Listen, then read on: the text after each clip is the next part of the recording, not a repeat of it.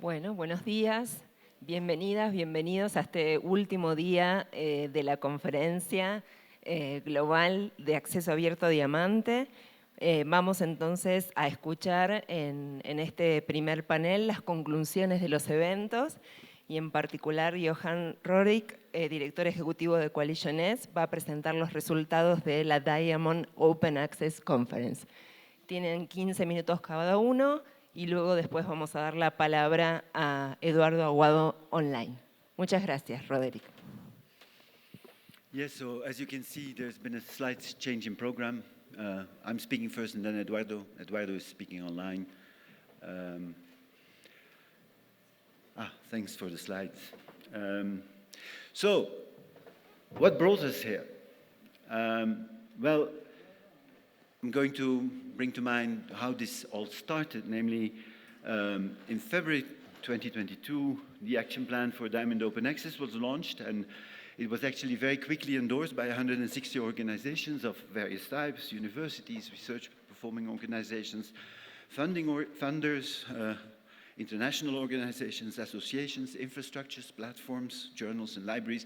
Actually, we were a bit overwhelmed. I remember that time that we were a little bit overwhelmed by the great success it had. So it was really something that was alive. Later that year, in September 22, the Diamond Open Access community, so all these organizations met in Zadar, Croatia, for the first time in September. And it was there that the idea was born after long discussions in the community. There were various people who were present. They are also here in the room. And it was there that the idea was born, in fact, to come together here, and organize a global summit that would bring together again the Diamond Open Access, the Diamond Action Plan community, but not only that, also all Diamond Open Access stakeholders worldwide. So that was an ambitious plan. Thank you.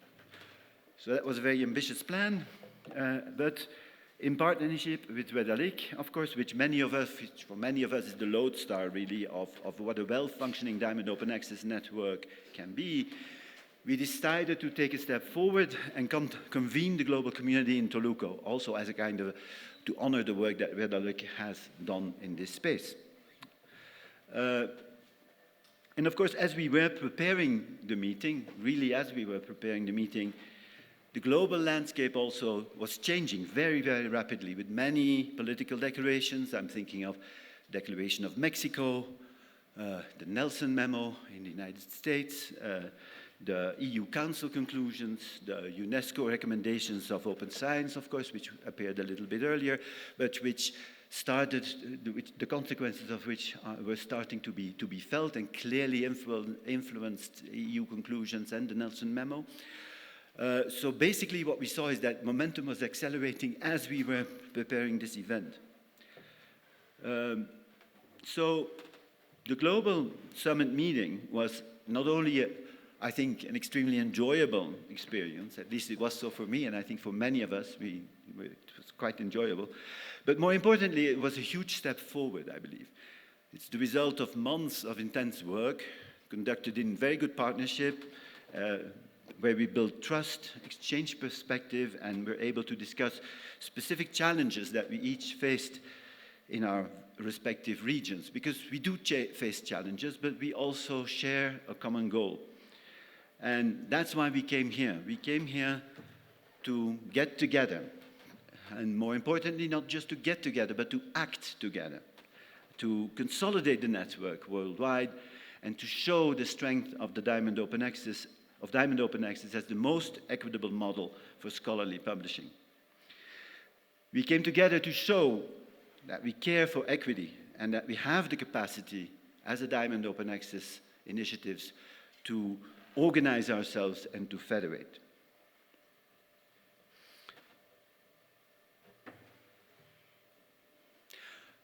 Second part, what did we discuss?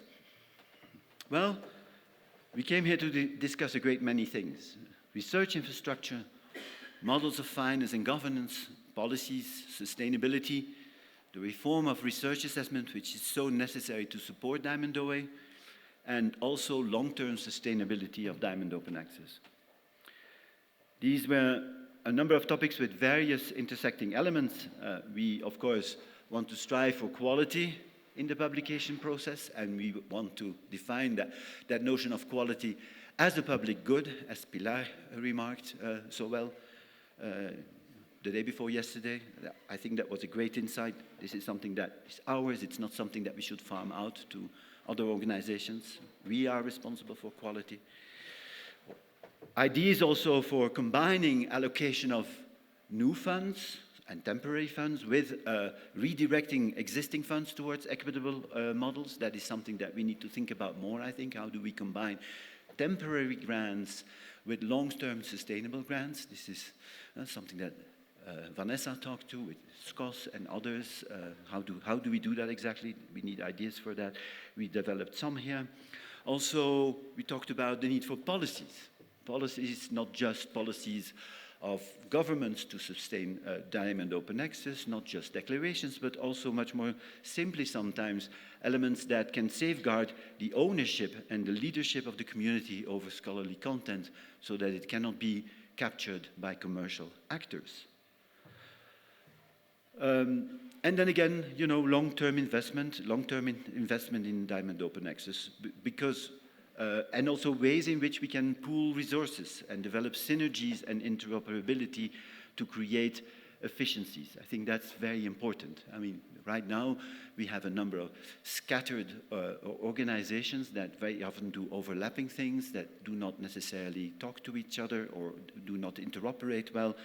We really can do better. We can pool resources better so that they can be distributed better, both financial resources, but also electronic resources, experiences, trainings, guidelines, practices. These things need to be shared, and we can all learn from each other. This is not a situation where one region or one organization knows better than another. I mean, I learned from many of you during this week, and I think that's the case for all of us. We all learned from each other, and I think that was just marvelous. So, pooling resources and exchanging and developing these synergies in a more sustained manner. And then, of course, research assessment. We discussed research assessment because we all realize that in the current climate, where researchers are only rewarded for the number of publications they have in the highest so-called impact factor journals, prestigious journals, that is a completely monoculture of ideas. That's just not the way to do research. I mean, basically people are only rewarded for highly visible publications and the research funds that they bring to their university, and not for all the other tasks that they do. And I think this is important in Diamond Open Access as well, where we know that the contributions are much more varied. The contributions that editors make, that reviewers make, that technicians make, very often, as we have seen in their spare time, just because they like it. We saw the great example of Indonesia, where you have, now you still remember that photo of these 200 volunteers in yellow t-shirts. You know, people just working for the common good because they like it, not because they have to be highly remunerated in their spare time. Even though I remember Catherine's remark that we should be careful not to take that for granted, and should find ways of accommodating that in a proper way, again in an equitable way. So research assessment, how do we move away from impact factor and quantitative journal indicators? How do we move to different indicators? Governance, we discussed conditions and values for alignment for a global federated diamond open access network that we can shape the future governance with. Charlotte talked about conditions for this, for such governance, things like a common agenda and continuous communication. These were 2 of her 5 points. As I said, I will frame them and hang them over my bed. But also values that were brought up by Tanya and Tanya Niemann. Values like multilingualism, organizing a federation of diamond open access as a cooperative. These, or also inclusiveness and democratic processes. These are things that we should hold there. I mean, if we are to build a federation, this is a federation of communities. as Vanessa would say. It's about the communities. How do we bring together the communities? How do we mobilize them? How do we make them talk together? So these are the things that we need to keep in mind. We need to be very careful that this federation is not just a top-down process, that it is also a bottom-up process, and that it is, above all, democratic. So the lively and insightful discussions that we had in this room made us realize that we have a broad range and a great diversity of perspectives, and that we share these. But more importantly, we realized that we converge towards shared ideas, goals, and perspectives that can be addressed together. Our common diamond denominator federates us, and it is greater than our differences and our local challenges. We are stronger together. We can work together while respecting the diversity of the community and not play out these differences against each other. We have a common goal. We should keep that in mind. So, where do we go from here? Well, as I said, we came to Toluca to learn from each other. And soon we will go back home. I think many of us are already thinking about the flight they need to catch. But before we part, we need to agree on what we are going to do next. We are converging on a common project to create a global federation for Diamond Open Access. This federation should be built on the values and principles of democratic and open cooperative. We have found that the time is right to organize ourselves as a global force in scholarly communication. Equitable for readers and authors, led and owned by the scholarly communities, respectful of diversity and multilingualism, and aligned in terms of technical and content-wise quality. The presence of high-level policy representative in this summit shows clearly that they have an interest in the values and principles of Diamond Open Access, and it also shows their willingness to support an equitable mode of scholarly communication. I would like to stop here and ask you that we continue this conversation to make this Diamond Open Access Federation a reality. Thank you.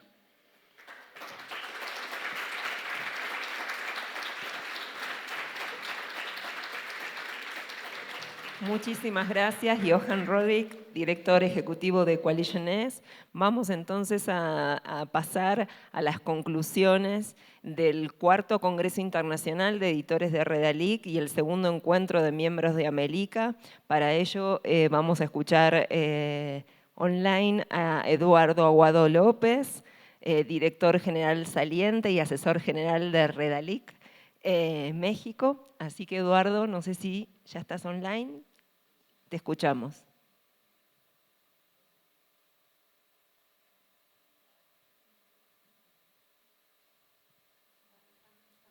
Está muteado.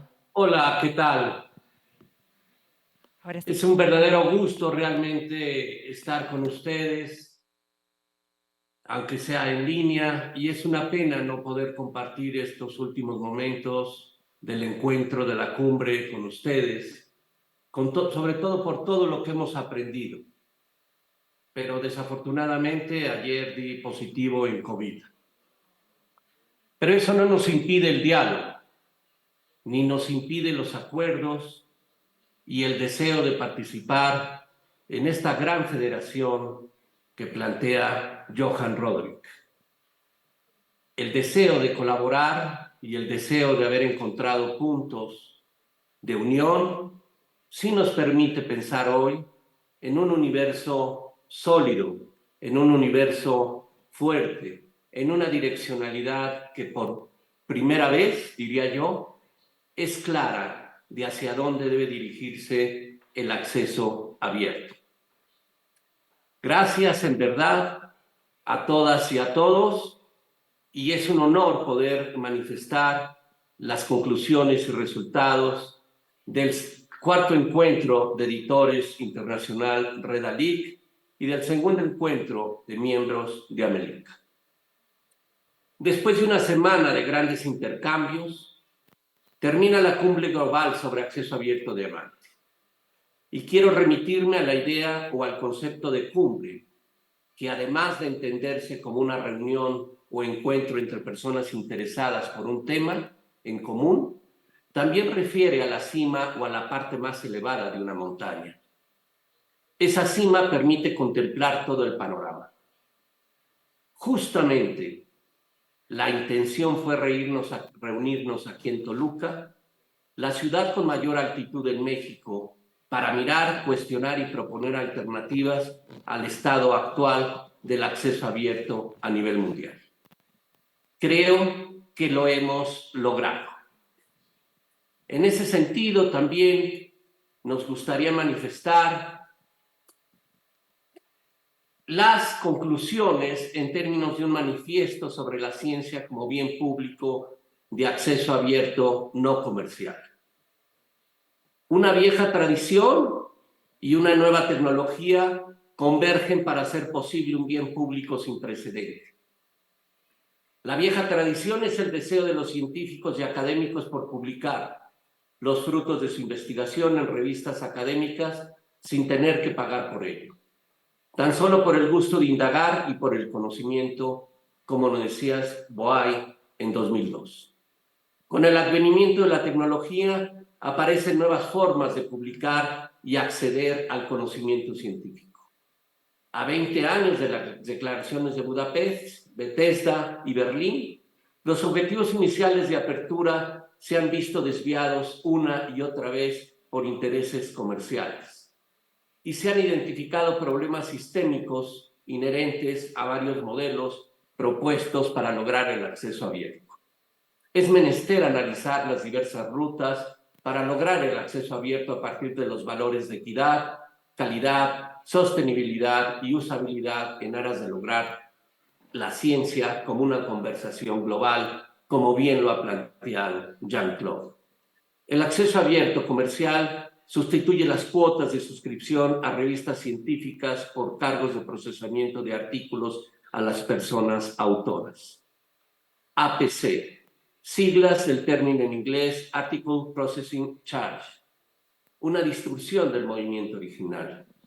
De igual forma han surgido los acuerdos transformativos, que en la práctica se han convertido en la institucionalización de un modelo proveniente del sector comercial para privatizar un bien público, el conocimiento. Así, el acceso abierto se ha visto obligado a adoptar denominaciones para distinguir las soluciones comerciales de las no comerciales, cercando el objetivo original del movimiento. Es así como surge el acceso abierto diamante. Las revistas científicas dejaron de ser un vehículo de comunicación para ser un producto de mercado, primero con cuotas por leer y posteriormente con cuotas por publicar. Uno de los problemas de la mercantilización es la consecuente exclusión que genera, rompiendo así con una de las condiciones esenciales de los bienes públicos, la no exclusión. Por el contrario, el avance de las tecnologías y el modelo de sostenibilidad no comercial han permitido el consumo no rival del conocimiento científico, según una condición esencial de los bienes públicos, la no rivalidad. El problema es retroalimentado por sistemas de evaluación de la actividad científica construidos alrededor de los canales comerciales de generación, circulación, consumo y valoración del conocimiento científico, lo que genera un círculo vicioso, imposible de romper desde la lógica de mercado y que pone en riesgo no solamente el desarrollo científico, sino también la construcción y preservación pública de la memoria como ciencia colectiva. El acceso abierto vía diamante, entendido como la publicación sin cuotas por leer ni por publicar, creada y mantenida por organismos académicos y científicos, así como por el acceso abierto vía verde, son referentes de modelos no comerciales compatibles con el paradigma de los bienes públicos y son inclusivos por definición. Los principios que rigen este manifiesto son los siguientes. Derecho universal. La ciencia es un bien público global y el acceso a ella es un derecho universal. Equidad, diversidad y multilingüismo. La ciencia es inclusiva, multilingüe, accesible, reutilizable y colaborativa. Propiedad de la academia y patrimonio de la humanidad. La producción científica es producción de la academia, es propiedad de la academia y se debe al desarrollo y progreso de la sociedad como patrimonio de la humanidad. Reconocimiento y valoración. Las entidades de acreditación, investigación y financiación deben reconocer, evaluar e incentivar los medios no comerciales de producción y circulación del conocimiento científico. Colaboración. La interacción y colaboración entre los agentes no comerciales, publicaciones científicas e infraestructuras abiertas es necesaria para la construcción de ecosistemas de bienes públicos. Es imperante declarar el acceso abierto no comercial a través de sus vías diamante y verde, propiedad de la academia, una ruta para llegar a la ciencia como bien público global. Un enfoque históricamente dominante en América Latina, el Caribe y muchos otros países de las regiones.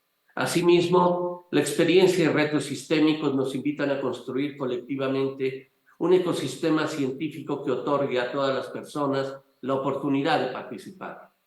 Así también la comunidad investigadora debe ser reconocida por su esfuerzo por preservar un modelo de comunicación en beneficio de sus sociedades y que dé pauta a procesos y condiciones que permitan controlar que el conocimiento regrese a quien se debe, a quien lo produce y lo sostiene como fondos públicos.